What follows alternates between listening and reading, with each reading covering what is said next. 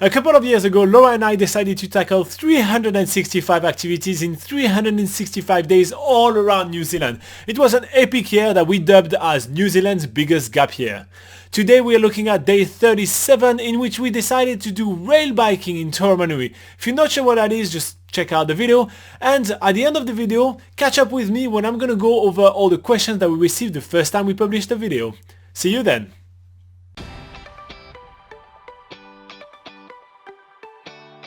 So I'm making sandwich quickly because today we're going to visit the Forgotten World Highway by rail bike, and turned out that well, since the world has been forgotten, there is no food around. So I'm really pumped to doing rail biking in Taumarunui because the rail bike system uses the old Forgotten World railways. It's a part of New Zealand which, well, is not often visited since it's forgotten, right? And it goes through amazing locations of the country, and we get to do it in rail bike, which basically means we're just going to be pedaling slowly, and there is nothing around you. There's no screen, there is no glass, there is no window, there is no smudges on the windows. There is just you and the stunning scenery. Time to get started. Sit on the bike and start pedaling.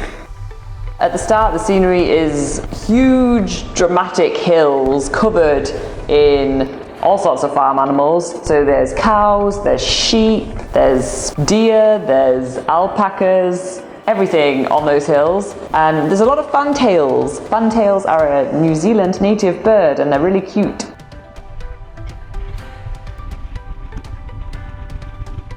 We're starting with tunnel number 24, and tunnel number 24 is very popular for one reason, and one reason only. It is the 7th longest tunnel in the southern hemisphere. It is 1.5 kilometers long. It is insane!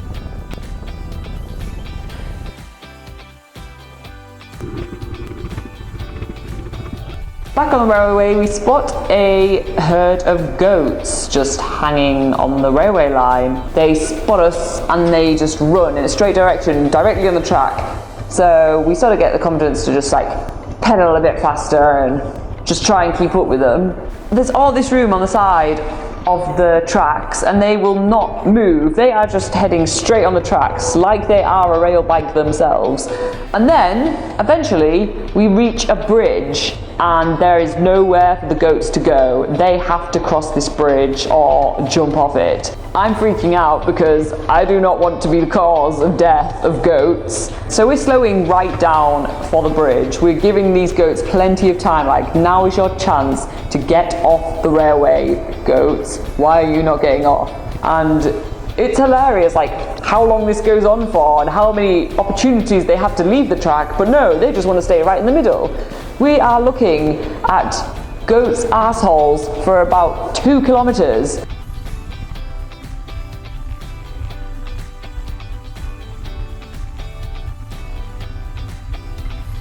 It feels pretty comfortable. You're getting enough exercise to keep warm because it is in the middle of the winter right now, and it's actually still raining, and yeah, we're getting a little bit wet, but we are warm enough because we're pedaling, and we're not exerting ourselves too much. We can, if we want to go faster, we can just paddle faster and go as fast as we like. It's really up to us, but we just kind of want to cruise along, take some photos, because this is what we're here to do. We're taking photos, we're doing videos, and just trying to make it all look great for you guys. The scenery starts changing, and you start kind of like feeling really alone. You're on the railway right here. There is no one in front of you. There is nothing around except, like, a bunch of cars and goats all around. You get native bush, and then you see mountains, then you see cars. It just looks awesome. I just really love it.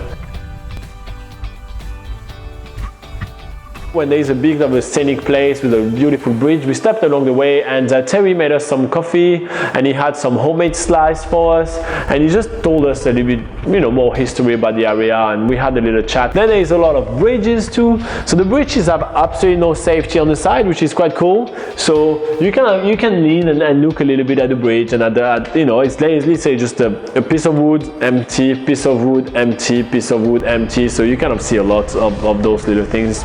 pretty nice.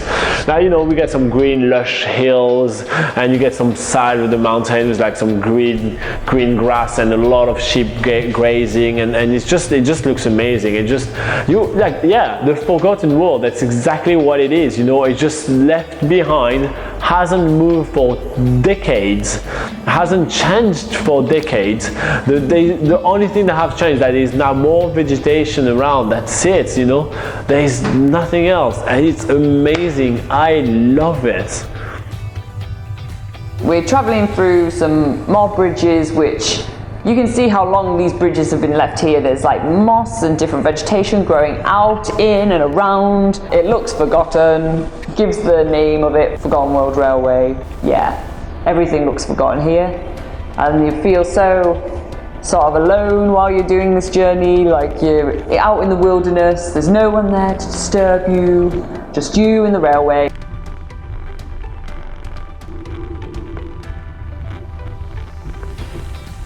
So we keep on going through bridges and tunnels until the little town of Matiere.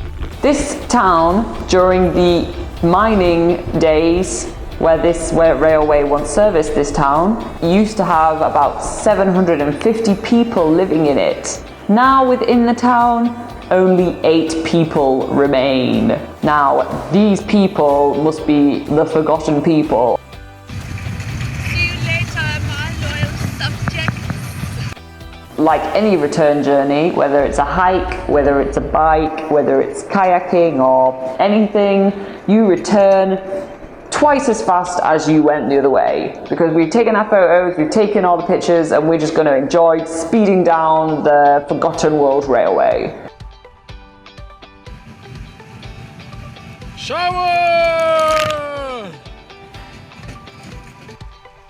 Even though we did such a short section today, and it was just like a taste of what the rest of this journey is. This journey can go on for 140 kilometers, even through national parks and all that. So we just got a taste today of what this whole journey would be like, and we had left like wanting more. We're like, yeah, we could definitely do the whole Forgotten World Railway, and that would be such a cool adventure. Yeah, we're pumped about that.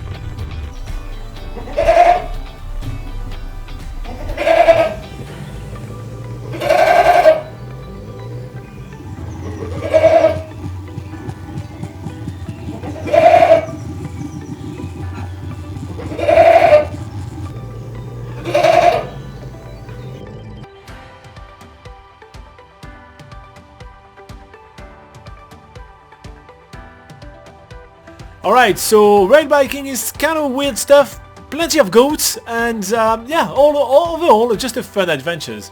Now you guys had quite a few questions for us the first time we published this story, so let's just go over what there is. The unofficial bucket list family said that it was looking so much fun and they really laughed a lot at all those goats. Some people were really happy that we're finally doing some stuff in the Northern End. Well, so far we only done stuff on the Northern End, so you guys should be happy. There is more to come. We have so much to see all over the Northern End.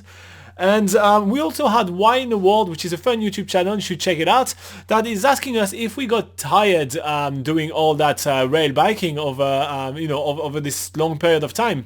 So now, not really, let's be honest, but it's because maybe we are a little bit more fit than the average, we're out all the time. But the good thing is, with this rail biking option, there is actually an option to have like kind of a cart, like a golf cart, rail biking golf cart. I don't know how to say that, but you saw it a couple of times in the video, and you can get that option if you don't feel like biking, but you still want to see all those beautiful sceneries. Now, I will just say that I think we were really happy to do the rail biking because we did not get cold. I feel like if we were to do the rail biking, because you're not moving enough, you may get cold quite fast since there is so much wind. So in my opinion, the rail biking is the most fun, but if you're with kids, go for the golf cart. It's a ton of fun as well. You get options, I mean, if you don't feel like, breaking a sweat, you got plenty of options. And finally, some people were actually complimenting our website, because yes, we do link to nzpocketguide.com quite a lot in all our videos, and yes, it's a website that we put a lot of work into. So nzpocketguide.com is actually the largest travel guide to New Zealand, and if you guys want to check it out when planning your trip, you're going to get all our tips and insights, and it's pretty cool. But if you don't feel like reading a website, you can hang out with us every single Sunday at 8 a.m. New Zealand time. We are right here on YouTube, and we're taking live questions. We spend about an hour with you guys, and we talk about traveling in New Zealand. So if you feel like doing that, join us. And yeah, I think that's everything I need to tell you guys. Like, subscribe, and see you next time. Bye bye.